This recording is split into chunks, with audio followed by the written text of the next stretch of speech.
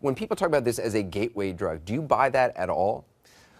We have to understand what gateway means. So if people are saying that the majority of people who use cocaine and use heroin have used marijuana, that's right. That's absolutely right.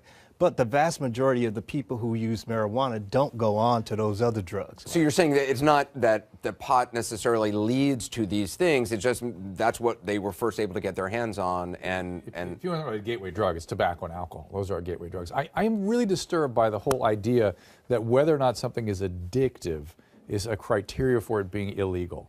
That whole logic is very flawed to me. If that's the case, for sure alcohol's got to be illegal, tobacco's got to be illegal, but pills got to be illegal. Your beloved Ambien, Anderson's got to be illegal. My beloved Ambien. So, but it's very easy to demonize marijuana. It has been for so long. I mean, and I think these studies are changing because more people have done it and started to see what it's like in their own life. It's a moralizing attitude that people have about the human relationship with substances. So when people ask you, is it addictive? Do you believe it's addictive? I don't believe or not believe. I've been struggling with it for my patients with it for 25 years. I've treated 10,000 addicts in my career, and probably 5 to 10% of them had marijuana addiction. And for some, that's not a big number, and it's not, as you say, it's very uncommon. They said 1 out of 11. It's nowhere near that. I'd Dr. say. Do you believe it's addictive? That's about 9%. It's absolutely addictive, but that's not saying much.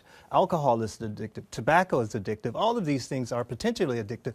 The most important thing here is that the vast majority of people who smoke marijuana, 90% do not get addicted. Yeah. The vast majority of people who even use heroin don't get addicted. And you said the statistic that the person interviewed quoted about the high THC levels, you said that's factually incorrect. That's factually incorrect. He said that the average THC concentration in cigarettes is 30%.